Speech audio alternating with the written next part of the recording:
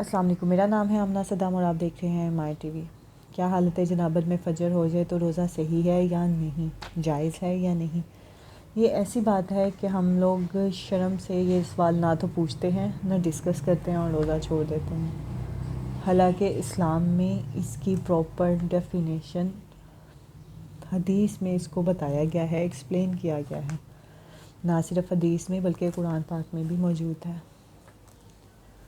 یہ ایسی بات ہے کہ میں آپ کو میسیج پڑھ کے ہی سناؤں گی، حدیث سے پڑھ کے سناؤں گی تاکہ مجھ سے کوئی غلطی یا کوتاہی نہ ہو جائے۔ صحیح مسلم میں آتا ہے کہ حضرت عائشہ رضی اللہ عنہ بیان کرتی ہیں کہ نبی صلی اللہ علیہ وآلہ وسلم کی خدمت میں ایک شخص مسئلہ معلوم کرنے کے لیے آیا، وہ بھی دروازے کے پیچھے سے سن رہی تھی۔ اس نے کہا، یا رسول اللہ صلی اللہ علیہ وآلہ وسلم، میں نماز کے وقت اٹھتا ہوں، میں جنبی ہوتا ہوں، کیا میں اس وقت روزہ رکھ سکتا ہوں؟ رسول اللہ صلی اللہ علیہ وآلہ وسلم نے فرمایا، میں بھی نماز کے وقت اٹھتا ہوں، میں جنبی ہوتا ہوں اور میں روزہ رکھ لیتا ہوں۔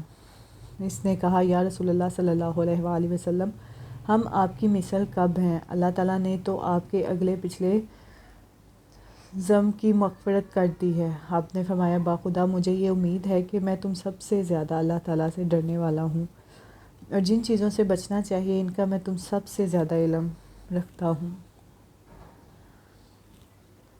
سلیمان بن یسار کہتے ہیں کہ انہوں نے حضرت ام سلمہ رضی اللہ عنہ سے پوچھا کہ کیا وہ شخص روزہ رکھ سکتا ہے جو حالت جنابت میں صبح اٹھے؟ حضرت ام سلمہ رضی اللہ عنہ نے فرمایا، رسول اللہ صلی اللہ علیہ وآلہ وسلم بغیر احتلام کے حالت جنابت میں صبح اٹھتے اور پھر روزہ رکھ لیتے۔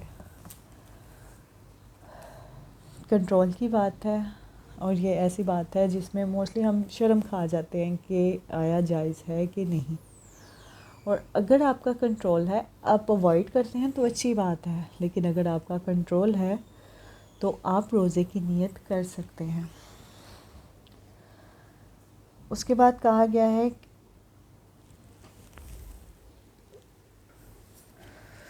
اس معاملے میں جب امہات المومنین سے کانٹیکٹ کیا گیا، یعنی ان سے پوچھا گیا، کیونکہ وہ زیادہ بہتر اس معاملے میں جانتی تھیں،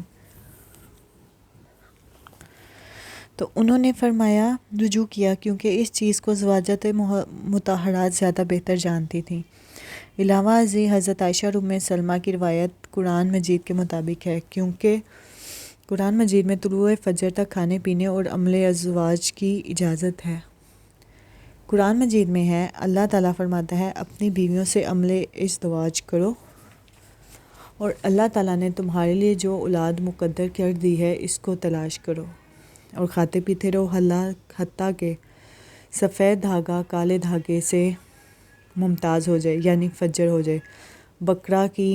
سورۃ بقرہ کی 187 آیت۔ اور جب طلوع فجر تک عمل ازواج میں مسرور رہنا جائز ہے تو حالت جنابت میں روزے کی نیت کرنا بھی جائز ہے۔ تو اب یہاں پہ تھوڑا ایشو یہ آتا ہے، کنفیوژن آتی ہے کہ ہم لوگ ساری لیمٹس کراس کر جاتے ہیں، حدود کراس کر جاتے ہیں، ایسا نہیں ہے۔ یہاں پہ اس کو بھی بتایا گیا ہے۔ حضرت عائشہ اور ام سلمہ رضی اللہ عنہ بیان کرتی ہیں کہ رسول اللہ صلی اللہ علیہ وآلہ وسلم رمضان میں صبح اٹھتے، آپ جماعت سے جنبی ہوتے نہ کہ احتلام سے، اور آپ روزے کی نیت کر لیتے۔ اب یہ ایسی باتیں ہیں کہ تھوڑی اوائڈ کرنے والی ہیں، لیکن تھوڑی حقیقت بتانے والی ہیں، انسان کو، ہم مسلمانوں کو گائیڈ کرنے والی ہیں۔